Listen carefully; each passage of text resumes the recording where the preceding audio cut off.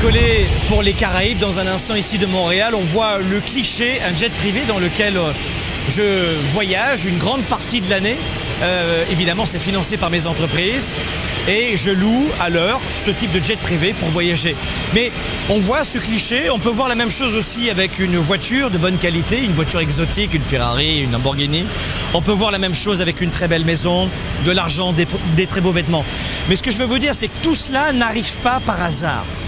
Vous devez comprendre que les gens qui sont des enfants de millionnaires, les gens qui sont des enfants de milliardaires sont peu nombreux sur la planète. Comment vous dire?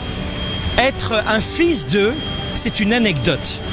La plupart d'entre vous, la plupart d'entre nous, comme moi, nous sommes issus de la classe moyenne et de la classe populaire.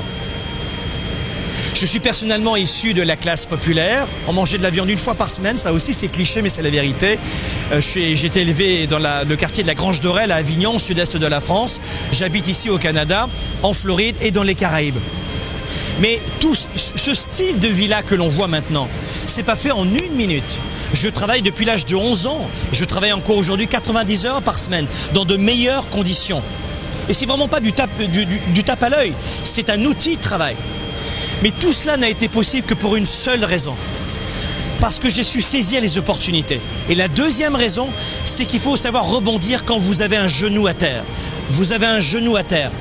L'erreur, ce n'est pas de tomber, c'est de mettre du temps à se relever.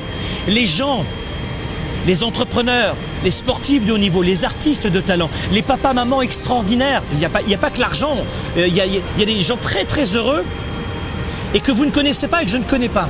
Mais tous ces gens très heureux savent se relever rapidement. L'erreur, ce n'est pas de chuter. Tout le monde chute, tout le monde a des difficultés, tout le monde a des problèmes, tout le monde a des frustrations, tout le monde vit plus ou moins le stress. Et moins on a d'argent, plus on stresse. Moins on est bien entouré de bons amis, plus on stresse. Moins on fait le travail que l'on aime, plus on stresse. Mais on est tous passés par là. Je suis pas né avec une cuillère d'argent dans la bouche. Et peut-être que vous aviez plus d'argent que moi, ou moins, durant mon enfance. Mais c'est pas ça qui est important. C'est de vous rappeler qu'il faut saisir les opportunités quand elles passent. Il y a toujours, ça peut être une opportunité avec l'homme ou la femme de votre vie. Cette personne passe devant vous, vous la voyez pas. Et vous dites, je n'ai pas de chance parce que vous n'avez pas saisi cette opportunité. Et vous savez de quoi je parle dans vos relations privées. La même chose pour la santé. Peut-être que vous pouviez avoir une très bonne santé en faisant une marche rapide tous les jours, une course à pied. Mais vous ne le faites pas. L'opportunité, elle était là. On vit tous quasiment, la plupart d'entre nous, dans des pays riches. Le Canada, l'Europe, les États-Unis. Ce sont des pays riches. En Europe, il y a l'assurance santé gratuite. Le Canada aussi. On est quand même privilégiés. Alors, contrairement à certains pays d'Afrique ou d'Asie, où, vous savez, je vous rappelle que le salaire par jour et par personne est de 2,50 $ quand même. 2,50 $ US par jour et par personne, c'est le salaire moyen de la plupart des gens. Et après, les gens vont me dire, je ne peux pas créer d'entreprise, je ne peux pas choisir ma vie parce que je n'ai pas le temps, je n'ai pas d'argent, je n'ai pas les moyens, je n'ai pas les relations, je n'ai pas les connaissances.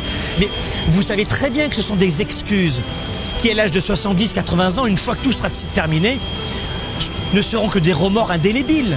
Il vaut mieux se planter et accepter d'être rejeté des autres parce que vous êtes différent. Accepter de réussir parce que finalement vous l'avez mérité, vous avez travaillé fort et vous serez rejeté. Mais si tu n'as pas d'argent, tu es rejeté. Si tu as de l'argent, tu es rejeté. Choisis la raison pour laquelle tu vas être rejeté. Mais quoi qu'il en soit, 1, il faut savoir saisir les opportunités et 2, il faut savoir se relever de ses échecs rapidement. L'erreur, ce n'est pas de chuter, c'est de savoir rapidement se relever et de rebondir après chaque coup dur. On a tous des difficultés, c'est la façon dont on voit la difficulté. C'est la façon dont on réagit à l'événement qui va faire toute la différence pour les prochaines années de votre vie.